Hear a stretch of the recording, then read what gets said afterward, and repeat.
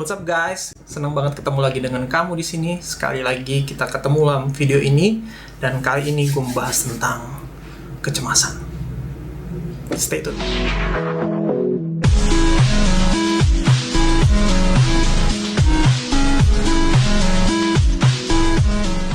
Shalom guys, kita tahu bersama kalau kecemasan itu nggak menyelesaikan masalah, nggak membuat masalah kita selesai, tetapi justru sebaliknya membuat masalah kita jadi lebih rumit karena kecemasan itu.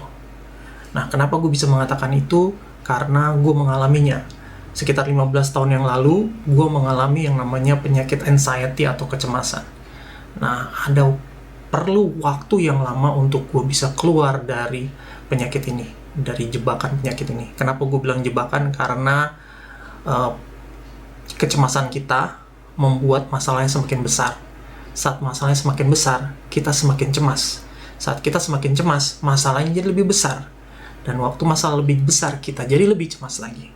Dan begitu seterusnya kita hidup di dalam jebakan kecemasan.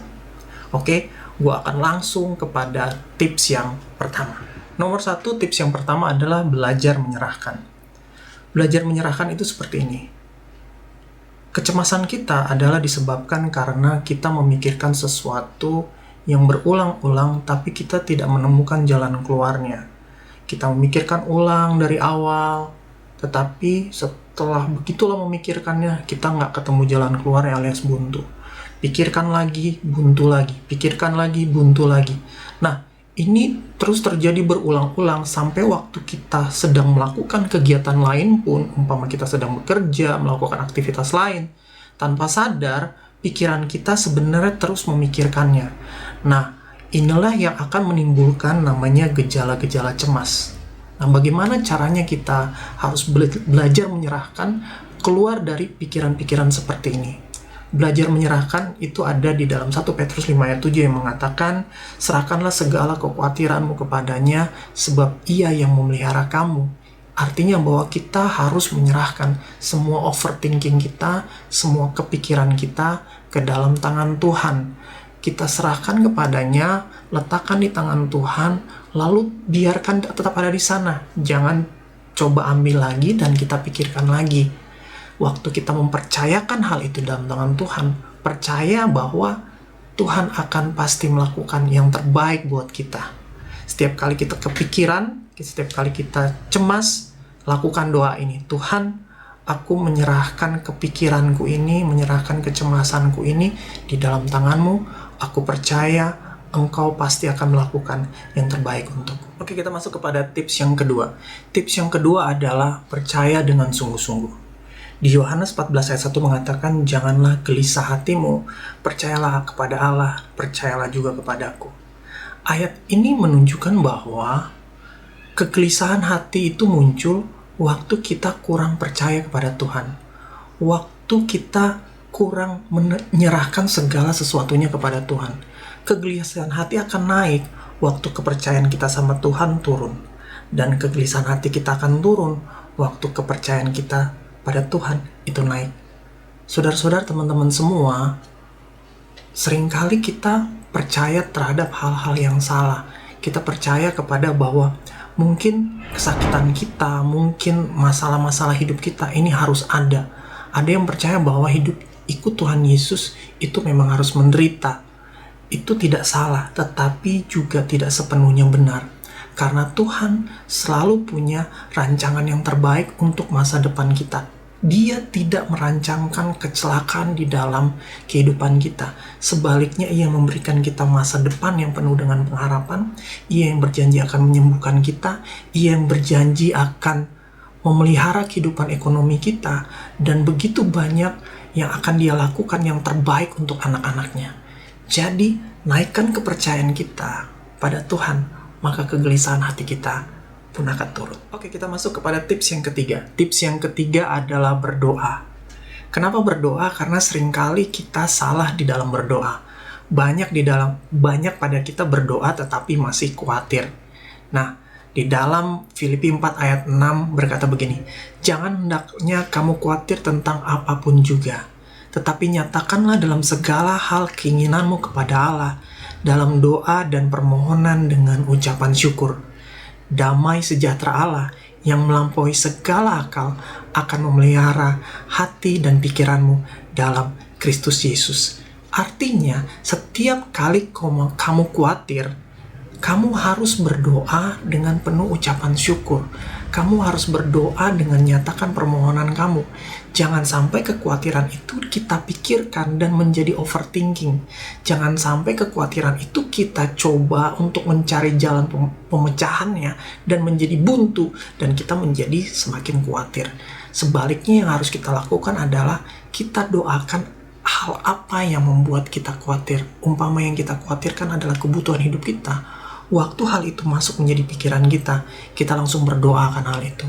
Dan setelah kita berdoa, kita mengucap syukur, percaya bahwa Tuhan telah mengabulkan doa kita. Sertakan doa itu dengan ucapan syukur, dengan puji-pujian, dengan sukacita. Percaya bahwa Tuhan pasti akan menyelesaikan permasalahan itu. Percaya bahwa Tuhan telah mengabulkan permintaan kita. Ini akan menjadi salah satu terapi yang terbaik menghilangkan kegelisahan, menghilangkan kekhawatiran kita, digantikan dengan sukacita dan ucapan syukur yang kita naikkan kepada Tuhan. Tips yang keempat adalah memiliki hati yang teguh. Seringkali kekhawatiran kita karena kita memiliki hati yang lemah dan tidak kuat. Mudah menjadi bimbang, mudah menjadi panik, mudah menjadi khawatir karena sebuah berita atau karena kita melihat sebuah peristiwa. Nah, Yesaya 26 ayat 3 berkata begini, yang hatinya teguh kau jagai dengan damai sejahtera, sebab kepadamulah ia percaya. Jadi firman ini mengatakan bahwa yang orang-orang yang menguatkan hati, orang-orang yang hatinya teguh, itu akan Tuhan jaga dengan damai sejahtera. Kita belajar bagaimana caranya bahwa peristiwa-peristiwa tertentu yang selama ini membuat kita khawatir, bahwa berita-berita tertentu selama ini yang membuat kita kepikiran, itu tidak lagi berpengaruh di dalam hidup kita, tidak lagi berpengaruh dalam hati kita. Mari buat komitmen bahwa hal itu tidak mempengaruhi kita lagi, dan hati kita menjadi hati yang teguh dan kuat, tidak tergoncangkan oleh apapun juga yang selama ini membuat kita khawatir.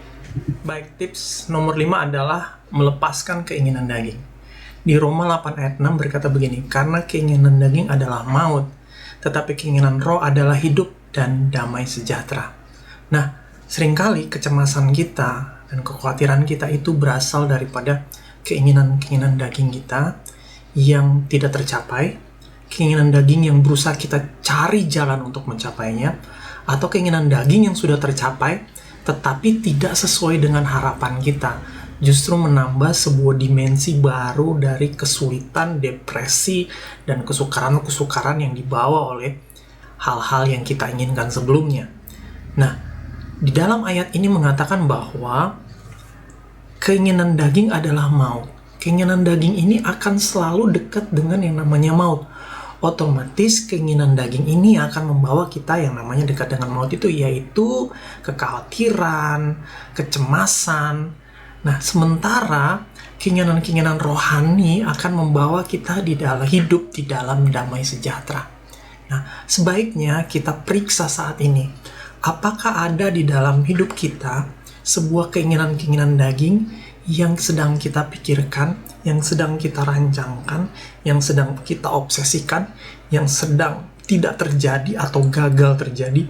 Inilah yang membawa kita kepada hal-hal kecemasan. Lepaskan hal-hal tersebut dan gantikan dengan keinginan-keinginan rohani yang justru akan membawa kita ke dalam damai sejahtera. Tips nomor 6 adalah baca Alkitab. Mazmur 119 ayat 165 berkata, besarlah ketentraman pada orang-orang yang mencintai Tauratmu. Tidak ada batu sandungan bagi mereka. Jangan anggap remeh membaca Alkitab secara rutin. Saya banyak melihat kesaksian, saya banyak melihat langsung orang-orang yang saat mulai membiasakan dirinya membaca Alkitab dengan rutin, mereka terlepas dari penyakit-penyakit berat, mereka terlepas dari pergumulan hidup mereka, dan banyak hal lain yang terjadi secara luar biasa waktu mereka mulai baca Alkitab secara rutin. Nah, tips dari saya, kalau kamu memiliki kecemasan yang agak kronis, jangan baca Alkitab mulai dari Kejadian. Tetapi, cobalah mulai dari Mazmur, Amsal, dan Injil, yaitu Matius, Markus, Lukas, Yohanes. Setelah kecemasan kamu mereda, baru kamu bisa mulai dari Kejadian lagi. Nah, baca Alkitab mulai dari sekarang, dijamin hal itu akan membawa kamu kepada ketentraman dan kecemasanmu pun hilang. Tips yang terakhir, tips yang ketujuh, yaitu jaga hati dan pikiranmu. Amsal 4 ayat 23 berkata begini, jagalah hatimu dengan segala kewaspadaan karena dari situlah terpancar kehidupan. Filipi 4 ayat 8 berkata, jadi akhirnya saudara-saudara, semua yang benar, semua yang mulia, semua yang adil, semua yang suci, semua yang manis, semua yang sedap didengar, semua yang disebut kebajikan dan patut dipuji, pikirkanlah semuanya itu. Nah, jadi ayat-ayat ini mengatakan bahwa kita harus jaga dua hal ini, yaitu hati dan pikiran kita. Hati dan pikiran bagaimana? Hati kita harus hanya merasakan hal-hal yang baik. Jangan kita terjebak di dalam hal-hal yang sedih. Jangan kita terjebak di dalam hal-hal yang drama. Artinya, sebaiknya jangan nonton hal-hal drama. Jangan denger-dengerin gosip. Jangan kita terjebak di dalam dramanya orang lain gitu. Dan juga jangan pikiran kita memikirkan hal-hal tersebut. Umpama kita suka nonton berita terhadap berita-berita kriminal, berita-berita tentang kejahatan. Hindari dulu tentang berita-berita buruk di dalam hidup kita. Dan hindari hal-hal yang membawa sebuah intens di dalam hidup kita itu tinggi, seperti nonton-nonton film yang action yang intensnya sangat tinggi, atau drama yang sangat sedih. Apalagi jangan pernah nonton film horor. Nah, hal-hal ini akan menjaga kita, hati dan pikiran kita. Hati kita tetap merasakan hal-hal yang positif, hal yang membawa sukacita. Jadi sebaiknya kalau mau nonton pun ya nonton hal-hal tentang komedi, hal-hal yang membawa kita di dalam sukacita. Dan pikiran kita jangan memikirkan hal-hal yang jahat, jangan memikirkan hal-hal yang buruk, hal-hal yang tragis. Lupakan itu semua, mulai berpikir tentang hal-hal yang indah yang Tuhan siapkan di dalam hidup kita. Nah, inilah tips-tips dari saya. Dan kalau kamu punya tips juga untuk menghadapi kecemasan ini, bila kamu mulai cemas, apa yang kamu hadapi, apa yang kamu lakukan, tolong bantu kita semua, tulis di dalam kolom komentar di bawah kalau kamu punya tips saat kamu menghadapi kecemasan kamu. Jangan lupa terus nonton video di dalam channel ini, like, subscribe, dan share berkat ini bagi teman-teman kamu jika video ini jadi berkat buat kamu. Tuhan Yesus memberkati.